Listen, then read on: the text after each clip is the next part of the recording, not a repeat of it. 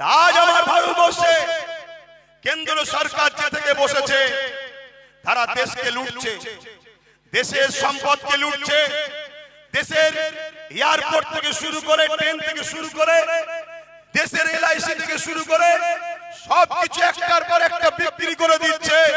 তারা দেখছে আগামী দিন এই মোহাম্মদ রসুলের অনুসারীরা যদি জেগে যায়, ব্রিটিশ যেভাবে পালাতে বাধ্য হয়েছে, আমাদেরকেও পালাবার রাস্তা খুঁজে পাবো না। অলরেডি বাংলাদেশ, নেপাল বিভিন্ন জায়গায় পালাবার রাস্তা পাচ্ছে না। এজন্য তারা ভাবছে এমন কিছু ইস্যু তৈরি করো যে ইস্যুতে মুসলমানরা গরম হবে, মুসলমানরা রেগে যাবে, রাস্তায় নামবে, আন্দোলন করবে। আমরা তাদের উপরে লাঠি চালিয়ে তাদেরকে মেরে তাদেরকে ঘাবড়ে দেব। কিন্তু মনে রাখবে, এই পরিকল্পনা তো বদরত আবু জেহেল করেছিল যে মাত্র 314 জন, এই সুযোগে এদেরকে মিটিয়ে দাও। মনে রাখবে, তোমার হাতে প্রশাসন থাকতে পারে, তোমার হাতে রাজ ক্ষমতা থাকতে পারে, তোমার হাতে বোম বন্দুক থাকতে পারে, তোমার হাতে পাওয়ার থাকতে পারে, আমাদের কিছু নাই ঠিকই, কিন্তু আমাদের মধ্যে এমন একটা পাওয়ার আছে যার নাম ঈমান। এই ঈমানের কাছে পৃথিবীর কোন জালিম, কোন স্বৈরাচারী, কোন অত্যাচারী কোনদিন টিকতে পারে না। ইতিহাস খুলে দেখো, চেঙ্গিস খান 1 কোটি মুসলমানকে মেরেছে, 1 লক্ষ উলামাকে মেরেছে। হালাকু খান মুসলমানদের মাথার খুলি নিয়ে বড় বড় রাজপ্রাসাদ তৈরি করেছে। ইতিহাস খুলে দেখো, এজিদ কি অত্যাচার করেছে। তথাপিও শত শেষ রেজাল্টটা দেখো, বিজয় কিন্তু ইনসাফ পরায়ণ, ন্যায় পরায়ণ মুহাম্মদ রাসূলের গোলামদের জন্যই বিজয় লেখা রয়েছে।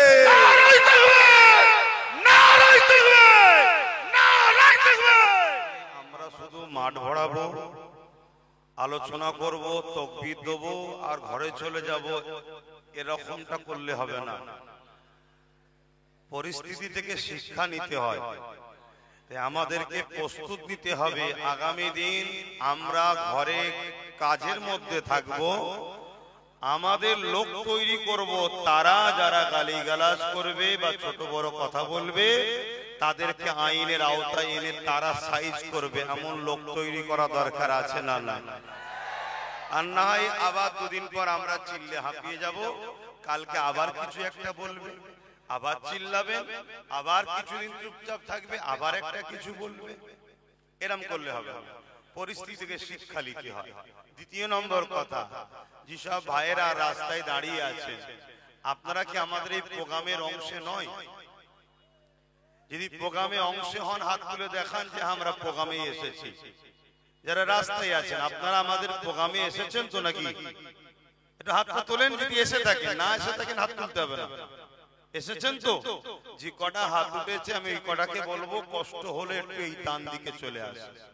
এই যে কথা মানেন কি মানেন না, এটা একটা জানা দরকার। কারণ আগামী দিন যুদ্ধটা বিশাল ভয়ানক হবে, লড়াইটা বিশাল ভয়ানক হবে। আমি কাদের নিয়ে লড়তে নেমেছি এটাও তোমাকে দেখতে হবে, যে সামনে কোন শিয়াল ঘেউ ঘেউ করলে পিছন থেকে পালাবার লোক নয় তো, এটা দেখা দরকার আছে না? নাই?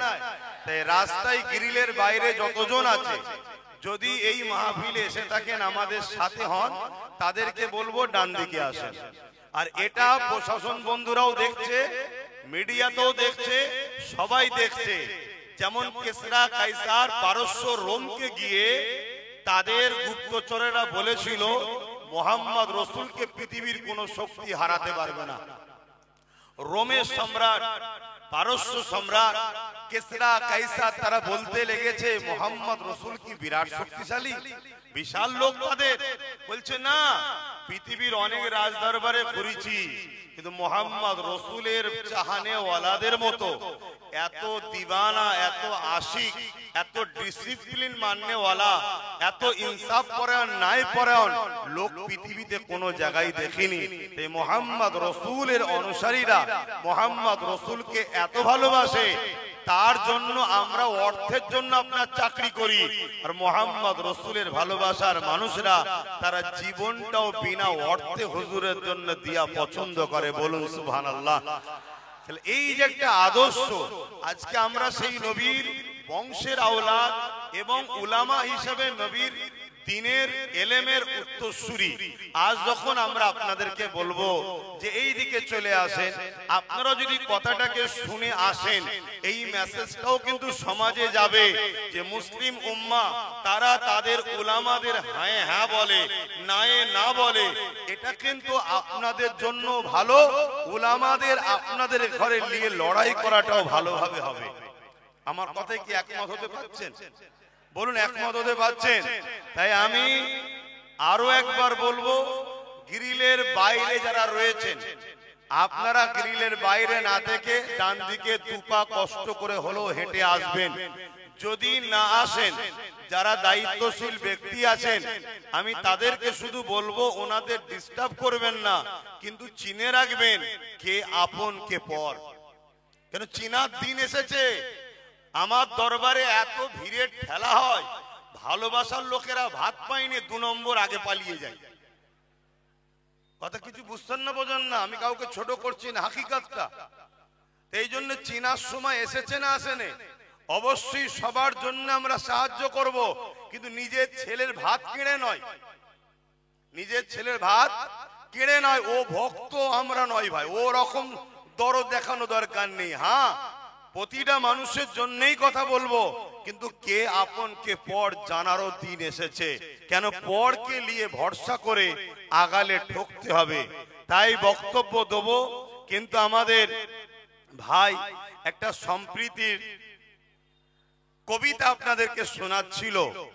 সেই সময় শোনাতে শোনাতে মানে আর শেষ হয়নি।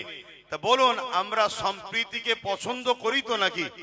সেই জায়গায় সম্প্রীতির একটা কবিতা যখন হচ্ছিল, সেটা পূরণ হোক, এটা আমিও চাইছি। আপনারা কি চাইছেন? হাত তুলে সাক্ষী দেন, চাইছেন?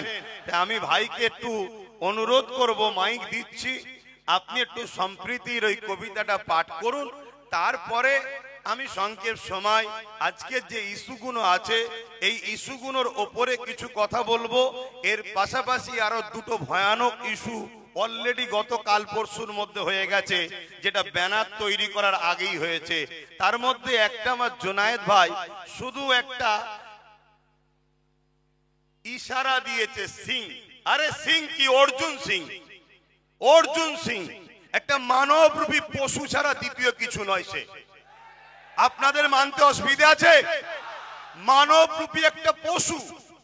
ও সুরাতে সকলে দেখতে মানুষ, কিন্তু ওর খসলত, ওর আখলাক, ওর কথাবার্তা সবসময় হিংস্র।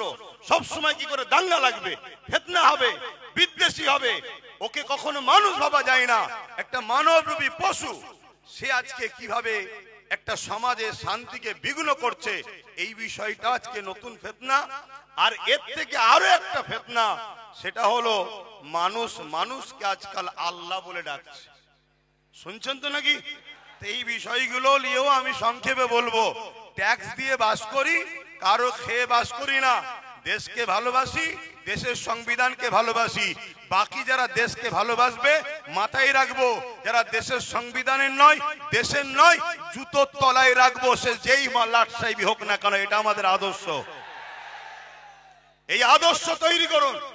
সে যে ভিআইপি হোক না কেন, যে আমার দেশের নয়, সংবিধানের নয়, সে আমাদের জুতোর তলায় থাকবে। রাজি আছেন না নাই? দেশের ওপরে কেউ নয়, সংবিধানের ওপরে কেউ নয়। তুমি জেলার সাহেবই হতে পারো, তুমি যদি বড় ধর্মগুরু হও, ইসলাম ধর্মের স্কলারও হও, তুমি যদি আমার দেশের বিরুদ্ধে যাও, সংবিধানের বিরুদ্ধে যাও, তোমার সাথে আমাদের কোনো সম্পর্ক থাকবে না। ঠিক না বে ঠিক? কারণ এ দেশ দেশবাসীর রক্তের বিনিময়ে স্বাধীন হয়েছে। আজকে সে দেশে তুমি তোমার রাজনীতির রুটি শাখার স্বার্থে এমন ফিতনামূলক কথা বলছো, যেখানে একটা বিশেষ ধর্মকে টার্গেট করা হচ্ছে। সমাজের মধ্যে সরল পিরান মানুষগুলো তোমাদের এই নোংরা বক্তব্যের জন্য একটা বিশেষ সম্প্রদায়কে ঘৃণার নজরে দেখবে। আগামী দিনে ঘৃণা একটা দাঙ্গাতে পরিণত হবে। এই দাঙ্গা একদিন দেশকে টুকরো টুকরো করে দেবে। অতএব দেশকে বাঁচাবার স্বার্থে এই দাঙ্গাবাজদের বিরুদ্ধে আমাদেরকে কঠোর হাতে লড়াই করতে হবে। রাজি আছেন? হাত তুলে বলুন রাজি আছেন। যদি জীবন লাগে জীবন দিতে পারবেন, রক্ত রাখলে রক্ত দিতে পারবেন, দেশের জন্য অর্থ দিতে পারবেন, এর পাশাপাশি আর একটা জিনিস দিতে হবে, যেখানে সেখানে টিপলে হবে না, যেখানে টিপলে দেশ নিরাপদ সেখানে টিপতে হবে। রাজি আছেন? যাক, আমি আলোচনা করব, ভাইয়ের একটুখানি নাচটা একটু শুনে নিতে, কি বলে কবিতাটা একটু শুনতে আমারও ইচ্ছা যাচ্ছে। আপনাদের চাইছে তো নাকি, না জুলুম করলাম? ভাই আসেন। আলহামদুলিল্লাহ, আমি আপনাদের কাছে স্টেজে কে এসেছে একটু বলুন, জোরে বলুন। তাহলে খালি মুখে যুবক একটু আতক বিদ্যান তো, খালি মুখে আওয়াজ দেন। জোর হয়নি, মহাব্বতে জোর দেন। নারে তাকবীর, নারে তাকবীর। আমাদের সকলে প্রাণ প্রিয় বড় ভাই জান হুজুর কেবলা, নারে তাকবীর। ভারতবাসী ভারতবাসী ভারতবাসী গো, ভারতবাসী ভারতবাসী ভারতবাসী গো, ভারতবাসী ভারতবাসী ভারতবাসী গো, ভারতবাসী ভারতবাসী ভারতবাসী গো। সম্প্রীতির পতাকা আজি আমরা তুলিব, আমরা তুলিব, আমরা তুলিব। ভারতবাসী ভারতবাসী ভারতবাসী গো, ভারতবাসী ভারতবাসী ভারতবাসী গো। ক্ষুদিরামের আশফাকুল্লাহর বলিদানের দেশ, রবীন্দ্রনাথের নজরুলেরই জন্মভূমির দেশ। ক্ষুদিরামের আশফাকুল্লাহর বলিদানের দেশ, রবীন্দ্রনাথের নজরুলেরই জন্মভূমির দেশ। সাম্প্রদায়িক শিকলখানি ছিঁড়ে ফেলিব, ছিঁড়ে ফেলিব, ছিঁড়ে ফেলিব। ভারতবাসী ভারতবাসী ভারতবাসী গো, ভারতবাসী ভারতবাসী ভারতবাসী গো, ভারতবাসী ভারতবাসী ভারতবাসী গো, ভারতবাসী ভারতবাসী ভারতবাসী গো। একদিকে মন্দির আছে থাকবে যে মসজিদ, মন্দিরেতে ঘন্টা বাজে শুনবো যে তাকবীর। একদিকে মন্দির আছে থাকবে যে মসজিদ, মন্দিরেতে ঘন্টা বাজে শুনবো যে তাকবীর। মোখানে ভারত গড়তে আজি শপথ নেব, শপথ নেব, শপথ নেব। ভারতবাসী ভারতবাসী ভারতবাসী গো, ভারতবাসী ভারতবাসী ভারতবাসী গো, ভারতবাসী ভারতবাসী ভারতবাসী গো, ভারতবাসী ভারতবাসী ভারতবাসী গো। সম্প্রীতির পতাকা আজি আমরা তুলিব, আমরা তুলিব, আমরা তুলিব। ভারতবাসী ভারতবাসী ভারতবাসী গো, ভারতবাসী ভারতবাসী ভারতবাসী গো। ভারতবর্ষ জিন্দাবাদ, ভারতবর্ষ, ভারতবর্ষের সংবিধান জিন্দাবাদ, ভারতবর্ষের সংবিধান। সর্বধর্মের মানুষের ঐক্য, সর্বধর্মের মানুষের ঐক্য ভারতবর্ষ। যাক, ভাইকে ধন্যবাদ জানাই। ফুরফুরা আহলে সুন্নাত ওয়াল জামাতের দত্তপুকুর শাখা কমিটির ব্যবস্থাপনায় আজকে কদমগাছি মিলন সংঘের মাঠে যে প্রোগ্রাম অনুষ্ঠিত হতে চলেছে তার একেবারেই শেষ লগ্নে আমি আপনাদেরই পীরের চতুর্থ প্রজন্ম স্বাধীনতা সংগ্রামী হযরত সৈয়দনা আবু বকর সিদ্দিক ফুরফুরাবি আল কুরাইশি আল হাসেমি রাহমাহুল্লাহ হুজুরের চতুর্থ প্রজন্ম আপনাদের কাছে এসেছি একটা বিষয় নিয়ে, যে আজ ইসলামের উপরে শুধু আঘাত হচ্ছে তা নয়, আজ আমার দেশের সংবিধানের উপরে আঘাত হচ্ছে। ইসলামের উপরে আঘাত, রাসূল পাক সাল্লাল্লাহু আলাইহি ওয়াসাল্লামের উপরে আঘাত দিবা ষড়যন্ত্র যুগে যুগে একদল মানবরূপী পশুরা চালিয়েছে, চালাচ্ছে, চালাবে। মনে রাখবেন হযরত প্রফেট মুহাম্মদ রাসূলুল্লাহ, সকলে বলুন সাল্লাল্লাহু আলাইহি ওয়াসাল্লাম, এমন একটা বড় ব্যাপার যেখানে পৌঁছানো তো দূরের কথা, তেনার জুতা মোবারককে নিয়েও কখনো কেউ অপমান অবদস্ত করতে পারবে না। কেন? তেনার জুতা মোবারকের ধুলোতেও আরশ ধন্য হয়েছে। বলুন আলহামদুলিল্লাহ। কিন্তু আমাদের দুঃখ লাগছে গত কয়েকদিন আগে ভারতবর্ষে, যে ভারতবর্ষ পৃথিবীর মানচিত্রে একটা সম্প্রীতির ভারত, ভ্রাতৃত্বের ভারত, ঐক্যের ভারত, একটা নজির হাজার হাজার বছর ধরে করে আসছে, সেই ভারতবর্ষে দেখা যাচ্ছে উত্তরপ্রদেশের কানপুরে একটা যুবক ছেলে, এর আগে আলোচনা হয়েছে, আমি একটু টাচ করছি, আই লাভ মুহাম্মদ সাল্লাল্লাহু আলাইহি সাল্লাম লিখার দরুন তার উপরে এফআইআর হয়েছে, বন্দী হয়েছে। এবং এটাকে নিয়ে যখন এলাকার মানুষ এটা প্রোটেস্ট করেছে যে সংবিধানের আর্টিকেল 25 এর মধ্যে যখন রয়েছে 25 নম্বর ধারাতে মানুষ তার ধর্ম, মানুষ তার ধর্ম প্রচার, মানুষের ধর্ম প্রেম, সেটা তার স্বাধীনতা, রাষ্ট্র দেশ তার বিরুদ্ধে হস্তক্ষেপ করবে না। মনে থাকবে সংবিধানের 25 নম্বর ধারাতে আছে, কেউ যদি মনে করে খুঁটিটা আমার বিশ্বাস, তাও করতে পারে। কেউ যদি মনে করে এই দেয়ালটা আমার প্রভু, সেটা তার কাছে, কারো রুকার ক্ষমতা না, এটা দেশ সংবিধান তাকে রাইট দিয়েছে।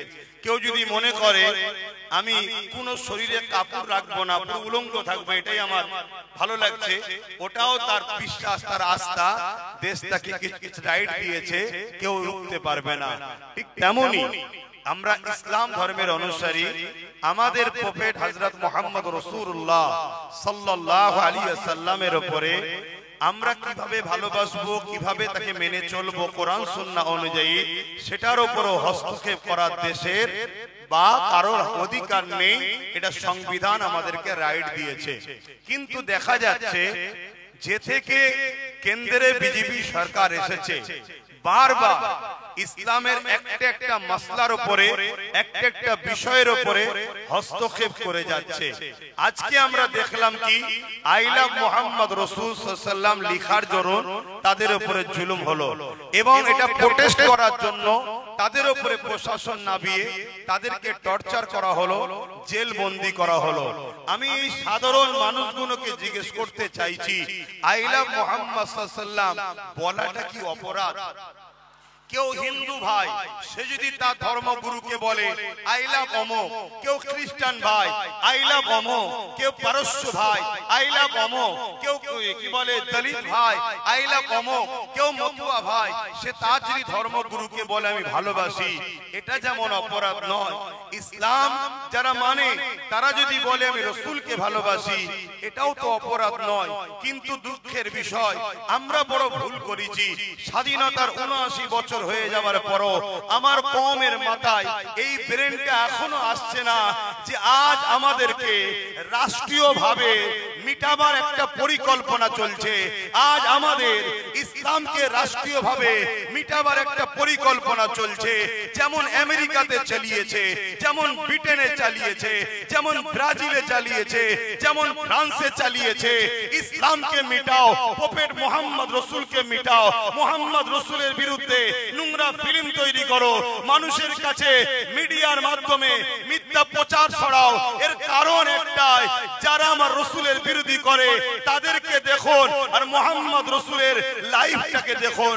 মুহাম্মদ রাসূল তো ইনসাফের নাম, মুহাম্মদ রাসূল তো ইনসানিয়াতের নাম, মুহাম্মদ রাসূল তো ভালোবাসার নাম, মুহাম্মদ রাসূল তো ঐক্যের নাম, মুহাম্মদ রাসূল তো খোদার্থ মানুষকে খানা খাওয়াবার নাম, মুহাম্মদ রাসূল তো পিপাসিত মানুষের পিপাসা মিটাবার নাম, মুহাম্মদ রাসূল তো গরিবের হক দিবার নাম, মুহাম্মদ রাসূল তো কৃষকের গায়ের ঘাম শুকাবার আগে তার পারিশ্রম মিটিয়ে দিবার নাম, মুহাম্মদ রাসূল তো দেশের সার্বভৌমত্বকে নিরাপদে রাখার নাম, মুহাম্মদ রাসূল তো যে কোনো ধর্মের মানুষ হোক না কেন, মানুষ মানুষকে ভালোবাসবে, মানুষ মানুষের পাশে দাঁড়াবে।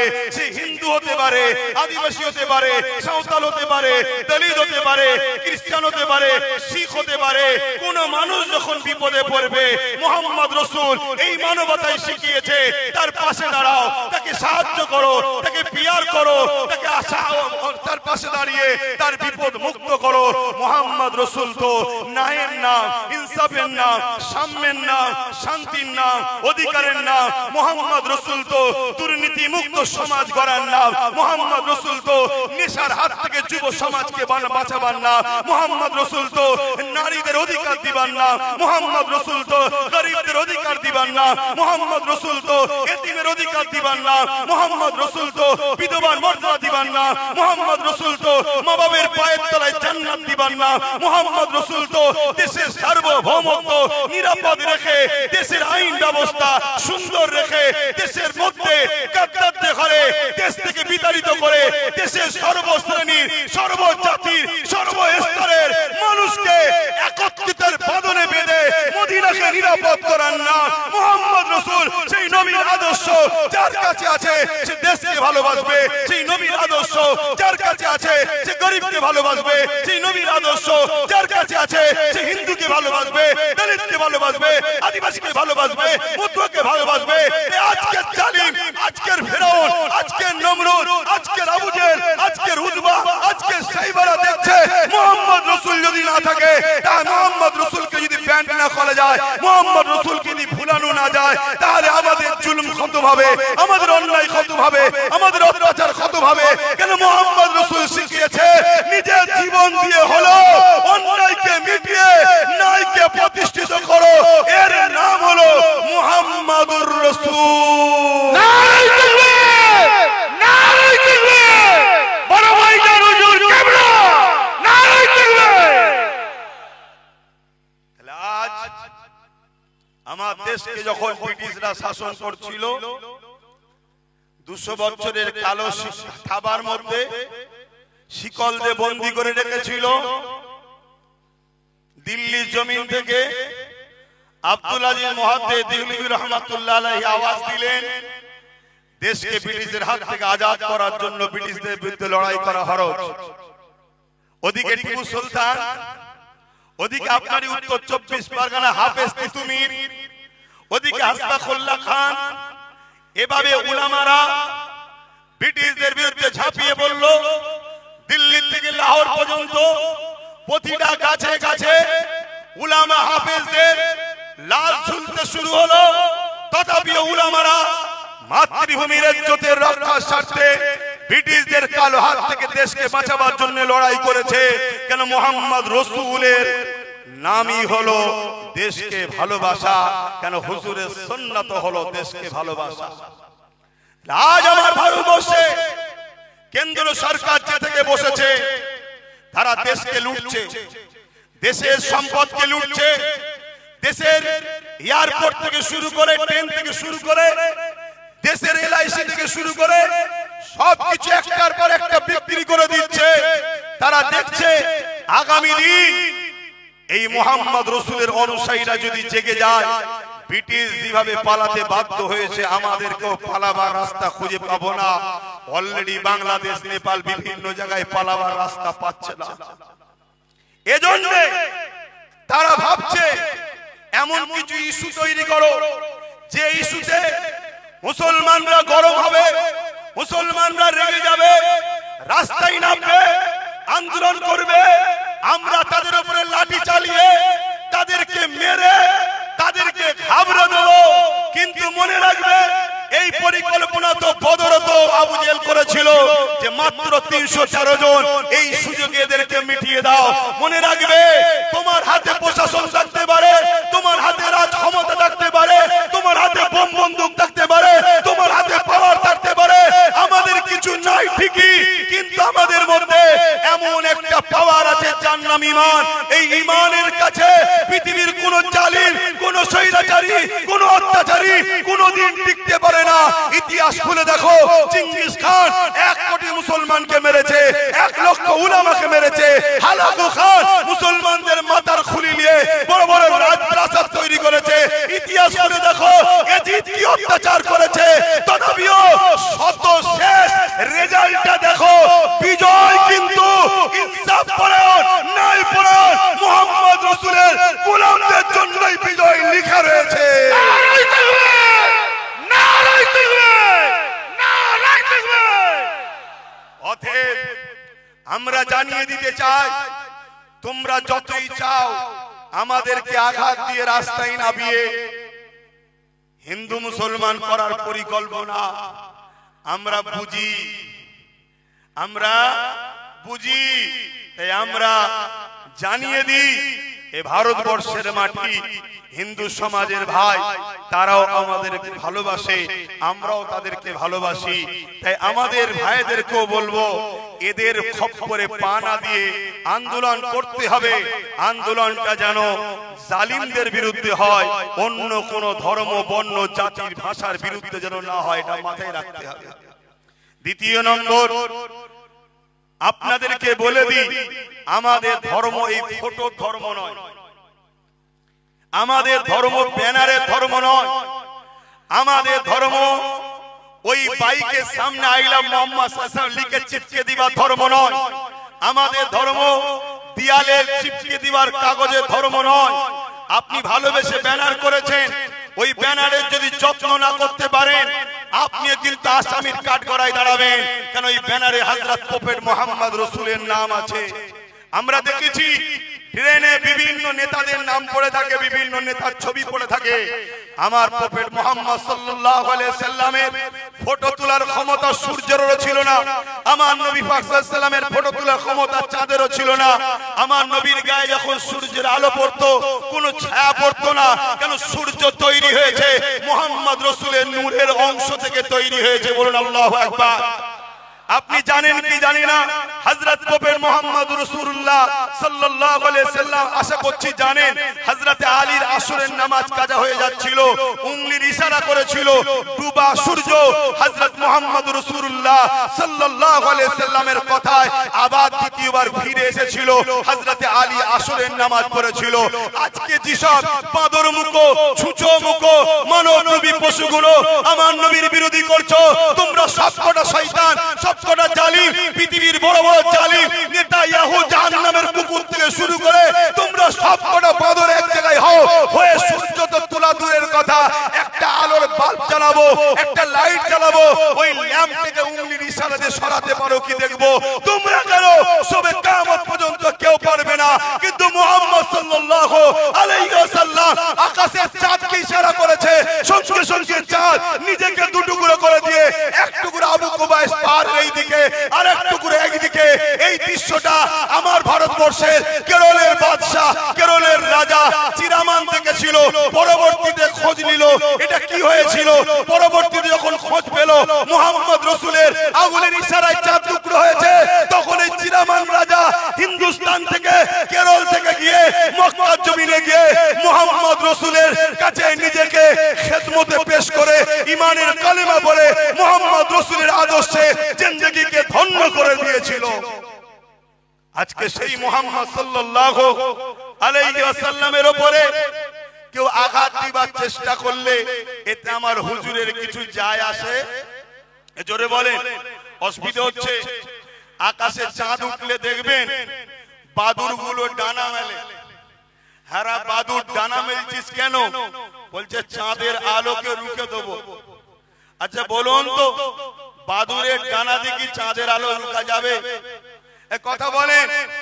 এমনি তো বাদুরের মুখটা একটু পুঁচো টাইপের, ও যদি মনে করে আমি পাহাড়ে ধাক্কা মেরে পাহাড় উল্টে দেবো, মনে হয় পাহাড় উল্টাবে না, বাদুরের মুখটা আরো যাবে। আজকে যে টাকলা গুলো এই সব কাজ করছো, সময় থাকতে থাকতে সুধরে যাও। এমনি তো হনুমান মূর্খ দেখতে, না হয় এমন বিপদে পড়বে তার খেলা ওই পারস্য সম্রাট জানে। পারস্য সম্রাটের কাছে এই ওয়াকিয়াটা একটু মন দিয়ে শুনবেন। পারস্য সম্রাটের কাছে হযরত প্রফেট মুহাম্মদ রাসূলুল্লাহ সাল্লাল্লাহু আলাইহি সাল্লাম একটা চিঠি দিয়েছে। কি চিঠি? পারস্য রাজা ছিল জালিম, নারীদের ইজ্জত লুটতো, শরাবী ছিল, চরিত্রহীন ছিল। চিঠি লিখেছে কি?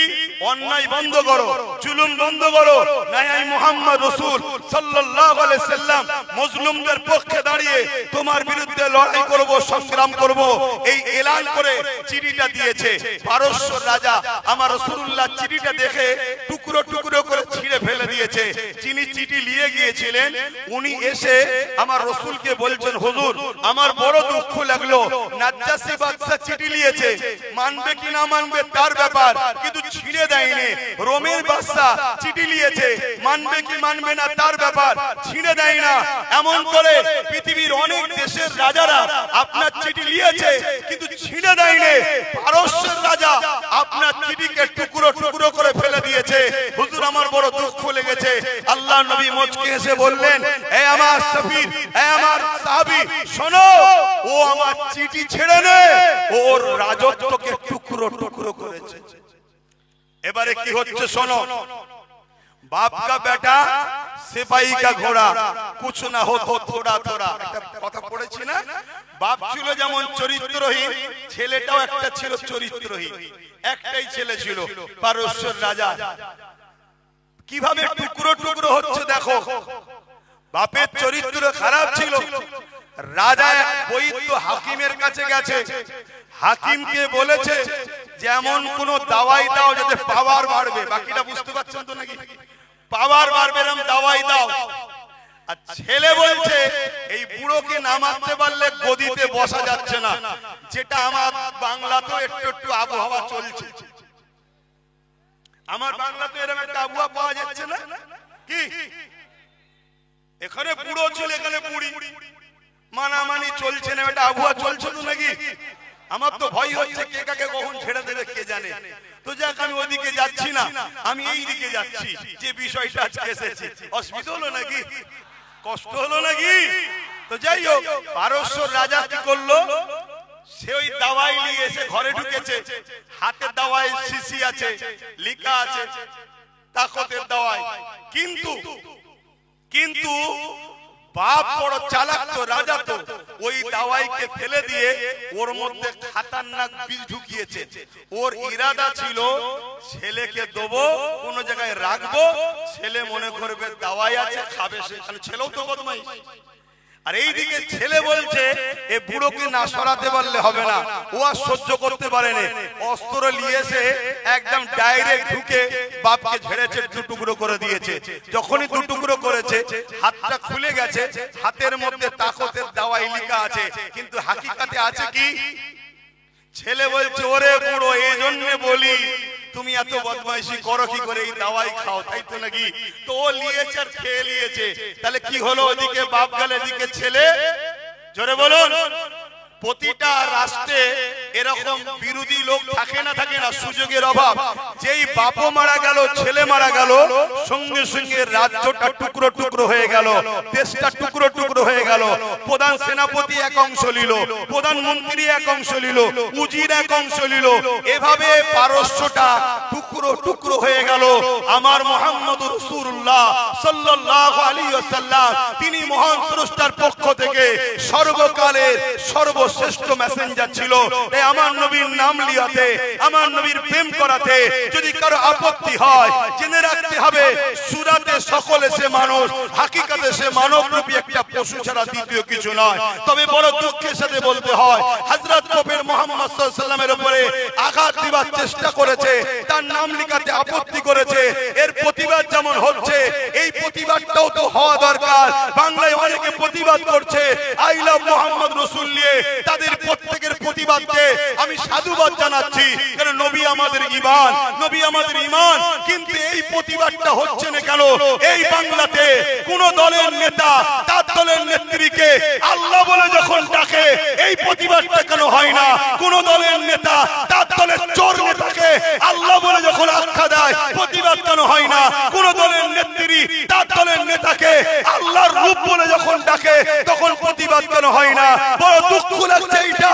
এ বাংলার যুব সমাজ, এ বাংলার বাপ মা, আজও জাগো, এরা সবাই মিলে আমার ধর্মকে মিটাবার জন্য লেগেছে। এদের বিরুদ্ধে আমাদেরকে লড়াই করতে হবে। ওই লড়াইটা সংবিধানকে সামনে রেখে করতে হবে। ওই লড়াইয়ে সবথেকে বড় লড়াই হলো যেভাবে আমরা ঐক্য হয়েছি এই জালিমদের প্রতিরোধ করার জন্য, এইভাবে ঐক্য হয়ে এই জালিমদের বিরুদ্ধে লড়াই করার জন্য আমাদের লিডার তৈরি করা দরকার আছে না নাই? আওয়াজ তুলে বলুন, আছে না না? কারা আমার সঙ্গে একমত হাত লম্বা করে তোলে? আমাদের লিডারের দরকার আছে না নাই? আমাদের লিডারের দরকার আছে না নাই? আজকে এই বাংলায় কেউ একজন বলবে ইসলাম নাকি রেপ করাকে পাপ নয় বলেছে, যার কথা ভাই বলতে গিয়ে রয়ে গেল। ও মূর্খ, ও জাহেল, ও মানবরূপী পশু, ওই অর্জুন সিং, ওকে তো অ্যারেস্ট করা দরকার ছিল পশ্চিম বাংলা সরকারের। পশ্চিম বাংলা সরকার ওকে অ্যারেস্ট করবে না কেন? ও তো টিএমসির লোক ছিল। টিএমসি থেকে বিজেপিতে শুধুমাত্র মুসলমানদেরকে ভয় দেখাবার জন্য গেছে, হাকিকাতের ভেতরটা এখনো টিএমসি আছে। কাল যদি ও আবার টিএমসি তে আসে, রাজ্য সরকার ওকে আবার নিয়ে নেবে। এতে আপনাদের কি অবিশ্বাস হয়? আপনারা কি ভুলে গেছেন ওই যে দাঙ্গা হয়েছিল বাবুল সুপ্রিয়, যার নাম মূল আসামিতে রয়েছে, সেই বাবুল সুপ্রিয় আজকে সে আসানসোলে দাঙ্গা করলো।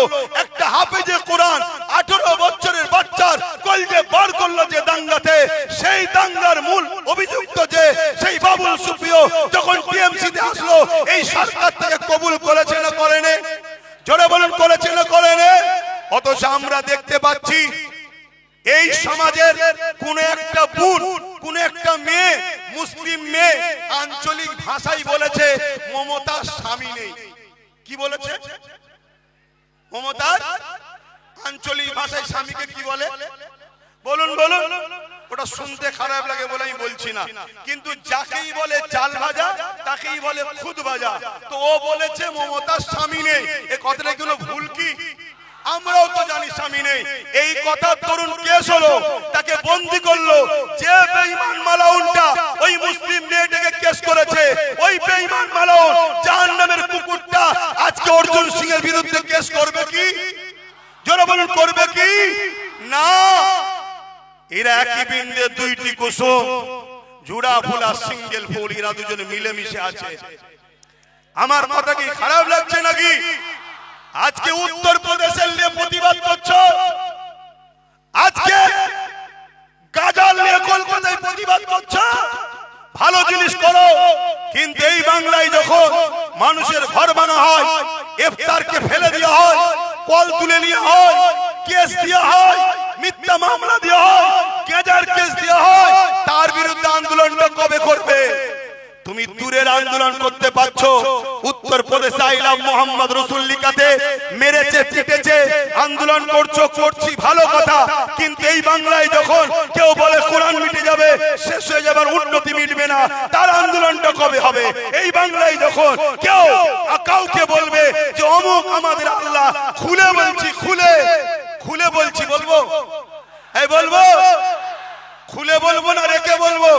কারা কারা শুনতে চান হাত তুলে বলুন। এই বাংলার নির্মল মাঝি বলে একটা এমএলএ আছে, সেই এমএলএ মমতা ব্যানার্জিকে বলছে আমাদের আল্লাহ। এর প্রতিবাদটা উলামারা করেছে, এর প্রতিবাদটা করেছে। কেন করলেন না? কেন করলেন না? এই প্রতিবাদের দরকার আছে না নাই? এক সপ্তাহ 1.5 সপ্তাহের মধ্যে আপনাদের এই উত্তর 24 পরগনা এর বিরুদ্ধে প্রতিবাদ হবে, ব্যানার তৈরি করে। আপনারা যেতে রাজি আছেন? রাজি আছেন? আল্লাহকে ভালোবাসো, মনে রেখে দিও, আমাদেরকে মিটাতে চেয়েছে অনেকে, আমার আল্লাহ আমাদেরকে বাঁচিয়েছে। যখনই কোনো নতুন প্ল্যান করে খোদার পক্ষ থেকে এমন ভয়ানক দুর্যোগ হয়, সেই দুর্যোগ দেখে মানুষ দিশেহারা হয়ে যায়। আল্লাহ আমাদেরকে এখনো বাঁচাচ্ছে। তাই বলবো, তোমাকে আমার পছন্দ কি জানি না, কিন্তু আমি কিছু ভুল বলছি? গত 2-3 দিন আগে সম্ভবত মুর্শিদাবাদে কোন একজন মহিলা আর একজন এমএলএ, মুসলিম এমএলএ কে আল্লাহ বলছে। এই ভিডিওটা দেখেছেন? জোরে বলুন, দেখেছেন? তা তোরা রাজনীতি করছিস, করগে যা, আমার ধর্মের উপরে বারবার আঘাত দিবি কেন? কেন আমার আল্লাহকে নিয়ে টানা হবে? কেন আমার রসুলকে নিয়ে টানা হবে? কেন আমার কোরআনকে নিয়ে টানা হবে? কেন আমার দ্বীনকে নিয়ে টানা আনা হবে, যেখানে সংবিধান বলছে কারো ধর্মের উপরে আঘাত দিও না। তোমরা বারবার আমার আল্লাহকে, আমার রাসূলকে, আমার দ্বীনকে টার্গেট করছো কেন? ওরা দেখছে মুসলমানদের হাতে তো কোনো পাওয়ার নেই, মুসলমানদের বলার কোনো লিডার নেই, মুসলমানদের বলার কোনো লোক নেই। এই জন্য ওরা আমাদেরকে টার্গেট করেছে। যেভাবে ভিড় তৈরি করে এদের বিরুদ্ধে আন্দোলন করছি, ঠিক এইভাবে আমাদেরকে অঙ্গীকার করতে হবে আমরা নিজেদের লিডার বানাবো, নিজেদের নেতা বানাবো, নিজেদের পক্ষ থেকে এবং অন্য সমাজের গরিব মানুষ যারা আমার ধর্মের পক্ষে যদি নাও বলে, কমসে কম বিরোধী যেন না করে, এমন লোককে আমরা সাথ দিয়ে আগামী দিন তাদের দ্বারা আইনত ব্যবস্থা এদের দ্বারা লব। এই ঐক্য হওয়া দরকার আছে না না? জোরবন আছে না না? আজকে এই মাঠে আমাদেরকে কেন আসতে হবে? কেন আপনাদেরকে কাজ কাম করে এখানে এসে বসতে হবে? কেন আমাকে ফুরফুরা শরীফ থেকে গাঁটের পয়সা খরচ করে প্রোগ্রাম তৈরি করে আপনাদের সামনে চিল্লাতে হবে? আমাদের 44 জন না কতজন লোক রয়েছে আমাদের, কই তারা কি কেস করছে? কথা বলো, তারা কি বিধানসভায় গিয়ে চিল্লাচ্ছে? সেন্টারেও তো আমাদের কিছু কিছু রয়েছে, এক দুজন ছাড়া বাকি কাউকে শোনা যাচ্ছে? তাহলে ভাবন মাথায় ঢুকান। আজ আমাদের সমাজের বুকে যে বাচ্চাটা এতিম হয় তাকে সবাই অবহেলা করে, অর্থাৎ যার গার্জেন থাকে না তাকে সবাই অপমান অপদস্থ করে। আমি একটা ছোট্ট অঙ্গীকার আপনাদের কাছে লব, একটু সত্য করে বলুন, আমি যে কথাগুলো বললাম আমার কি বক্তব্য দিয়া কি ভুল হলো? আপনাদের কি বুঝানো ভুল হচ্ছে? হাত সবাই তুলে বলুন। যারা আমার পক্ষে হাত তুলুন, যারা আমার পক্ষে হাত তুলুন। আমার বক্তব্যের পক্ষে তো আপনারা, আমার বক্তব্যের পক্ষে তো আপনারা। তাহলে আজ একটা অঙ্গীকার লব। আর একটা বিষয় ছিল ওয়াকাফ, কিন্তু সময়ের দিকে খেয়াল করে ওটার বলতে পারছি না। কিন্তু ওয়াকাফ ইসলামের পেহচান। ওয়াকাফ যদি চলে যায় ইসলাম চলে গেল, মনে রাখতে পারেন। কেন মসজিদ যাবে, মাদ্রাসা যাবে, কবরস্থান যাবে। তাই আমি আপনাদেরকে জানতে চাইছি, একটু আওয়াজ তুলে বলবেন, হিন্দু ভাই, দলিত ভাই, আদিবাসী ভাই, সাঁওতাল ভাই, খ্রিস্টান ভাই, যারা ভারতীয়, এরা আমাদের ভাই হ্যাঁ কি না? এরা আমাদের ভাই বোন হ্যাঁ কি না? এদের সঙ্গে আমাদের কোনো হিংসা আছে, কোন রাগ আছে, কোন বিদ্বেষ আছে? আমি আপনাদেরকে বলে যাচ্ছি, এদের সঙ্গে বন্ধুত্ব করুন, ব্যবসা করুন, কারবার করুন, উঠা বসা করুন, লেনদেন করুন, এদের সঙ্গে রাজনীতিও করুন, ততদিন পর্যন্ত যদি এদের মধ্যে থেকে কেউ আমার দ্বীনের বিরুদ্ধে, ইসলামের বিরুদ্ধে না বলে, ততদিন পর্যন্ত। যখনই বলবে তখন বলতে হবে, ভাই তুমি আমার ভালোবাসায় আঘাত দিয়েছো, আমি তোমার ভালোবাসায় আঘাত দিলে তুমি কি মেনে নিতে? আমি যদি তোমার ধর্মগুরুকে বলতাম তুমি মেনে নিতে? তাই তোমাকে আমার পছন্দ নয়, আর তোমার জন্য আমি অন্য তোমার ধর্মের অন্য লোককেও খারাপ বলবো না, কিন্তু তোমার সঙ্গে আমি আর নাই। এই কথায় আপনারা কি একমত হতে পারছেন? হাত তুলে সাক্ষী দেবেন একমত হতে পারছেন? আর একটা শেষ কথা, আগামী দিন এই ওয়াকাফ বাঁচাবার জন্য এবং ভারতবর্ষের সংবিধানকে বাঁচাবার জন্য, দেশের জন্য, দেশবাসীর জন্য আগামী দিন যদি আমি আব্বাস সিদ্দিকী আপনাদের ঘরে নিয়ে কলিকাতার ব্রিগেডের ডাকি, গাঁটের পয়সা খরচ করে আমার ডাকে যেতে কি রাজি আছে?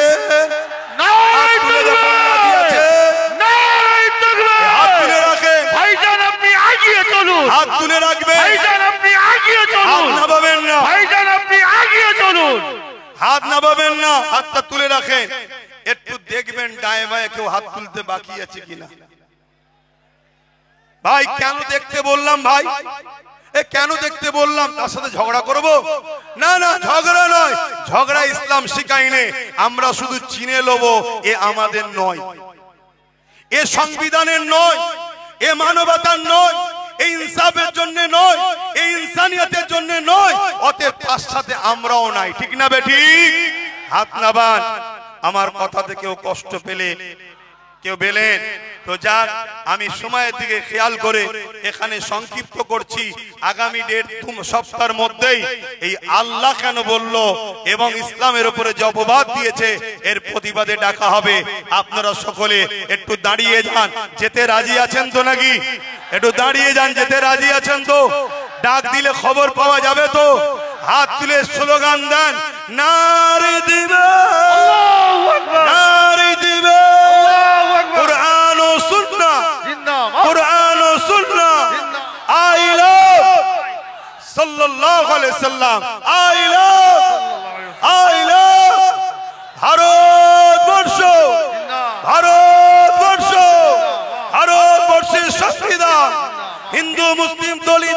আদিবাসী ভারতবর্ষের ঐক্য নারী দিবে।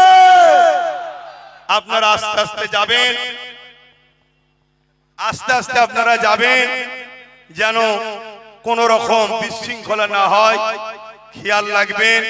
আর আজকে আপনাদের ঘরে প্রোগ্রাম প্রমাণ করে দিলাম যে আমাদের প্রোগ্রামে 95% আমাদের লোক হলো, 2-5টা 10টা অন্য লোক থাকে না, থাকে না, তাদেরকে পাঠানো হয় গন্ডগোল লাগাবার জন্য। কিন্তু আপনারা পাতা ফাঁদে পা, পাতা ফাঁদে পা, এ দেশ ছিল, আছে, থাকবে। কেউ যদি দুদিনের ক্ষমতায় দেশ মিটাতে চায়, আমরা তাকে মিটিয়ে দেবো, ঠিক না বেঠিক?